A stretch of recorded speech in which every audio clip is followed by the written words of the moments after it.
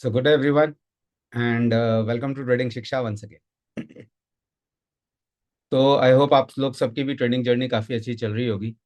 Market में अच्छा खासी वोलेटिलिटी है, अच्छा खासा उतार चढ़ाव का माहौल बना हुआ है एंड इस बीच में कई सारी अच्छी अपॉर्चुनिटीज़ मिल रही हैं। जैसे कि हमने आप लोगों के साथ पहले भी शेयर किया था कि ये जो टाइम है ये अपॉर्चुनिटी का टाइम है और यहाँ पर कई सारी ऐसी ट्रेडिंग अपॉर्चुनिटीज़ बन रही हैं जो फिनोमिनल रिजल्ट्स बना के दे रही हैं।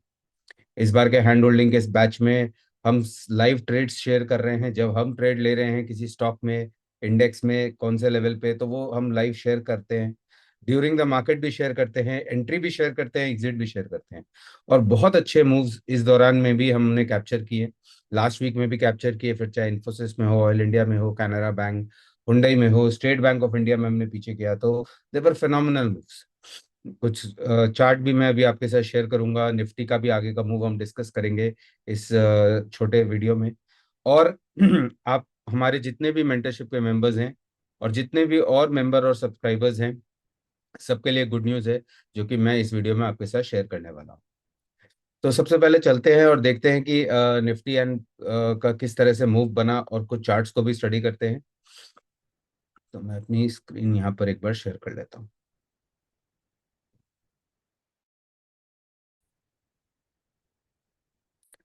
ओके, तो आप देख सकते हैं यहाँ पर ये निफ्टी का एक चार्ट यहाँ पर प्लॉटेड है और एक उतार चढ़ाव का माहौल यहाँ पर बना हुआ है, जिसमें क्लियरली अगर हम देखें तो ये एक डिसाइसिव जोन बना हुआ है जो कि इस गैन लेवल के आसपास ट्रैवल कर रहा है।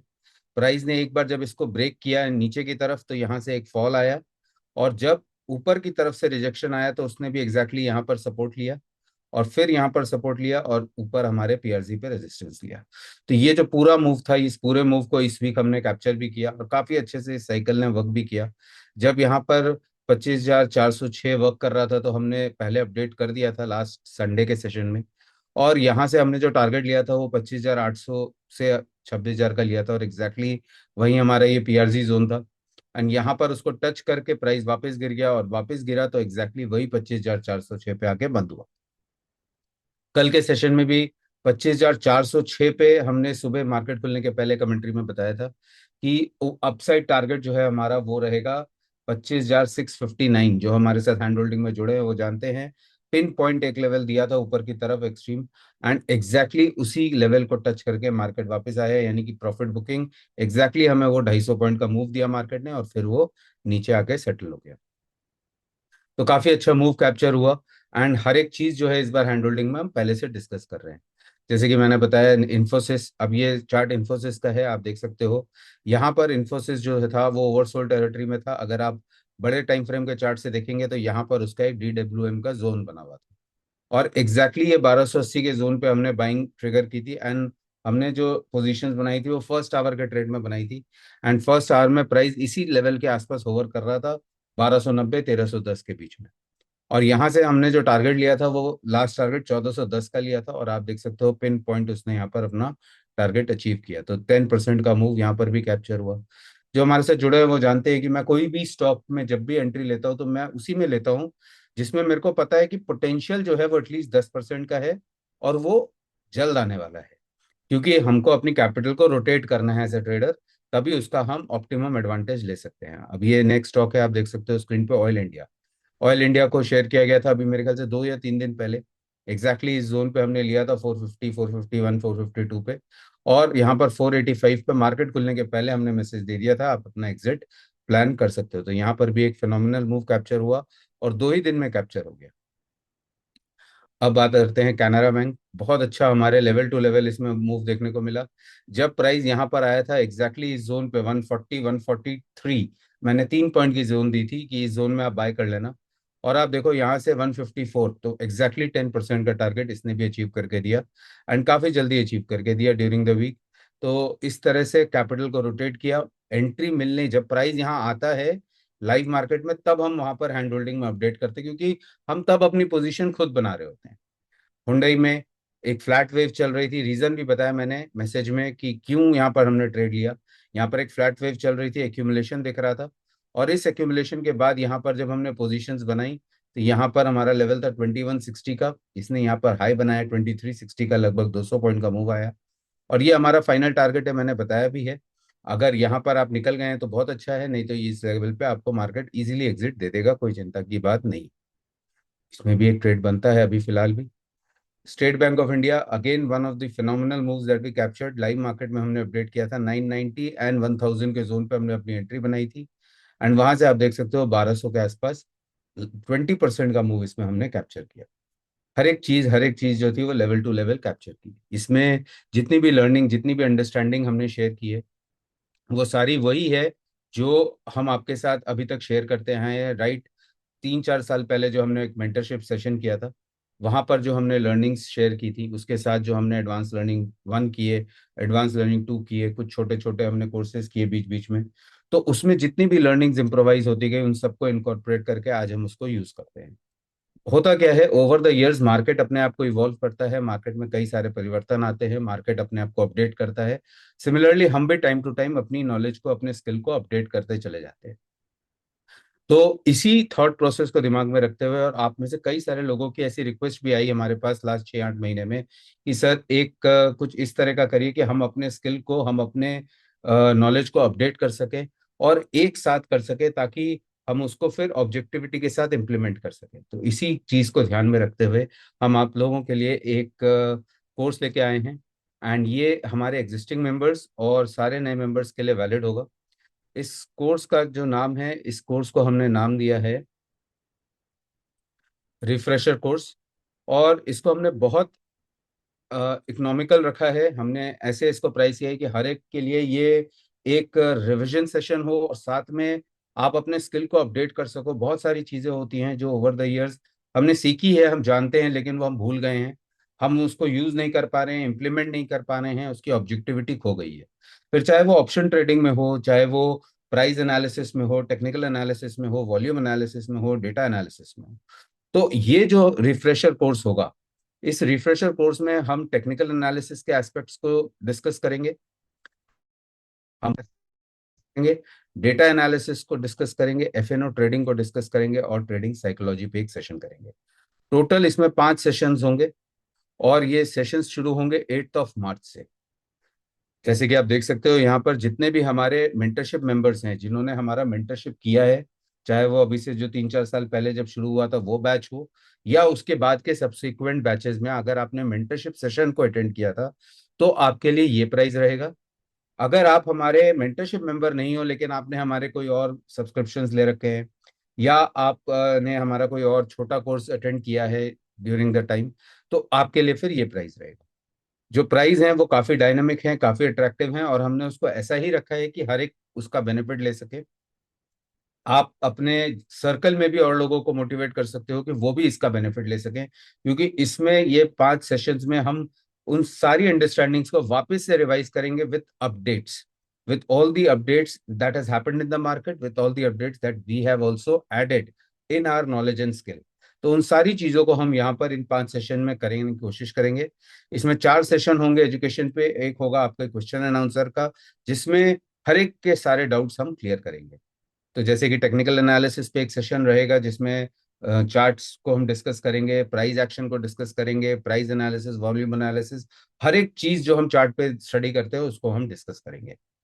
डेटा एनालिसिस पे एक सेशन रहेगा, एफएनओ ट्रेडिंग पे एक डेडिकेटेड सेशन रहेगा, और एक सेशन रहेगा ट्रेडिंग साइकोलॉजी पे। और फाइनली उसके बाद एक होगा क्यूएनए। ये सारे सेशंस जो हैं ये संडेज को होंगे। तो 8 फरवरी, 15 फरवरी, 22nd, 29th, एंड उसके बाद 5 अप्रैल को आप लोग का एक क्यूएनए सेशन होगा।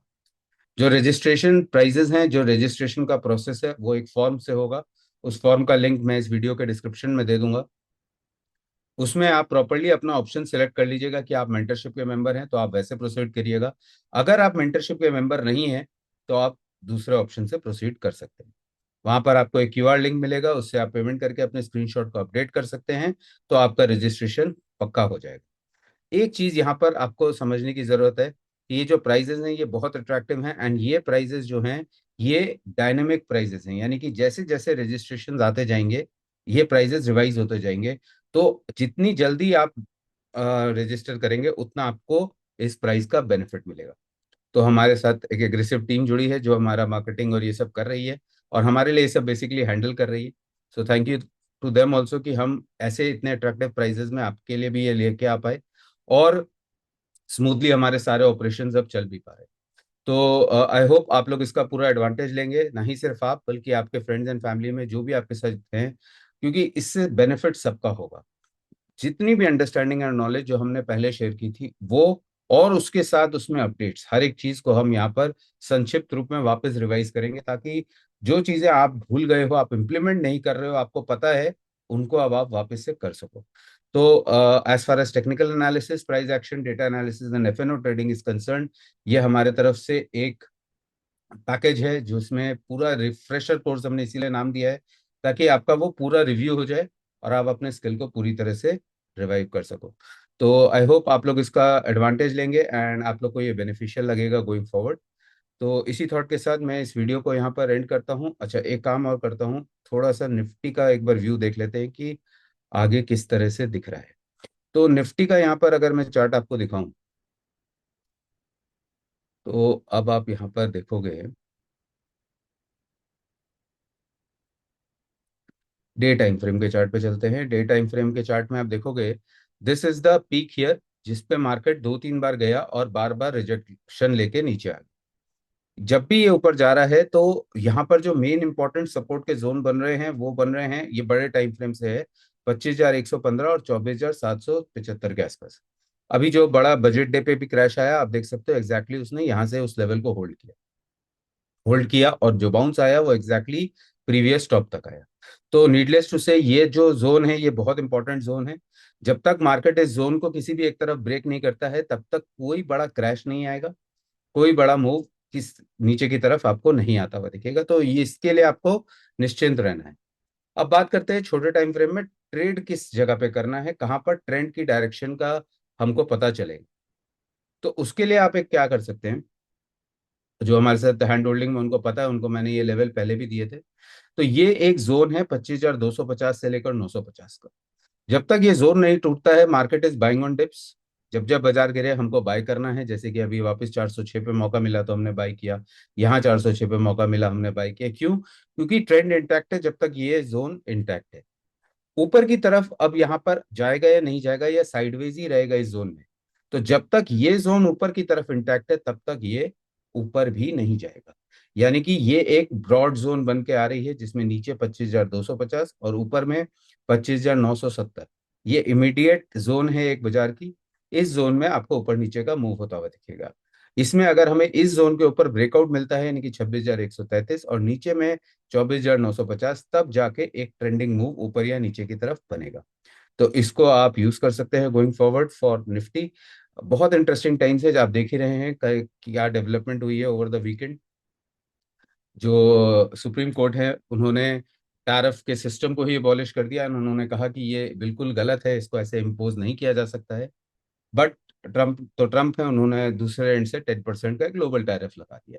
अब मार्केट में बहुत सारी कंफ्यूजन है, कुछ लोगों को लग रहा है ये बहुत अच्छा है, बिकॉज इंडिया तो 18% पे था as per the trade deal, और अब 10% हो गया, तो हमारे लिए तो 8% कम हो गया। बट यू नेवर नो ये किस तरफ सेटल होगा, कैसे इसको देखा पड़ा जाएगा। तो मार्केट अलग अलग टाइम पे अलग अलग रिएक्शन देता है on the same news, and उसका जो ऑपरेटर है दोनों तरफ से फायदा लेने की कोशिश करेगा, ऐसा हमें लगता है।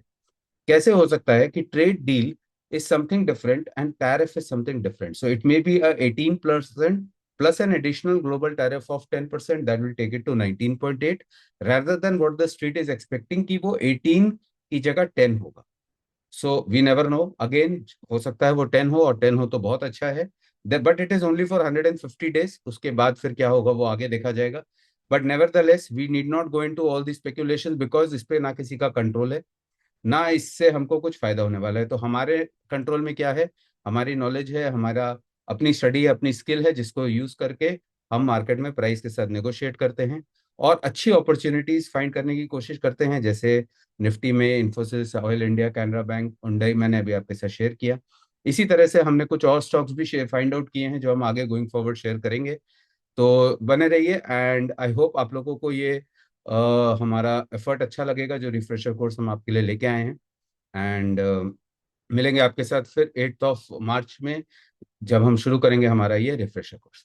तो until then trade carefully and enjoy the moves in the market, because market is giving some very good moves and very good money is being made in the market. Thank you.